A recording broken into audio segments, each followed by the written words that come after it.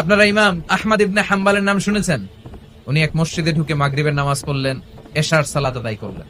এরপরে ভাবলেন বাইরে এত শীত, যাওয়ার তো জায়গা নাই, এক কাজ করি মসজিদেই ইবাদত করে আর হাদিস পড়ে পড়ে কাটাই, ফজরের সালাত জামাতে পড়ে তারপরে বেরোন। কিন্তু মসজিদের দারোয়ান এসে বলে, উখরুজ মিনাল মসজিদ ইয়া শাইখ, এই বুড়া মসজিদ থেকে বেরো।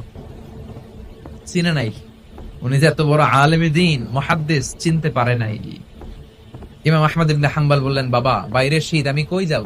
আমি এই মসজিদে ফজরের সালাত তো পড়বো, জামাতে পড়ে তারপরে বেরোবো, রাতটা আমারে থাকতে দাও। মসজিদের দারোয়ান বলে, না মসজিদে থাকা যাবে না, বের হন। বের হয়ে গেলেন, শীতে কাঁপছেন। হাঁটতে হাঁটতে হাঁটতে হাঁটতে বাইরে দেখলেন যে একটা বাজার, ওই বাজারে এক যুবক রুটি বানায়। তিনি রুটি বিক্রেতার কাছে যেয়ে সালাম দিলেন, আসসালামু আলাইকুম। যুবক বলে, ওয়া আলাইকুম আসসালাম। আহমদ ইবনে হাম্বল বলল, বাবা আমি তোমার রুটির দোকানের পাশে বসে রাতটা কাটাতে চাই আর তোমার এই চুলা থেকে আগুন পোহাতে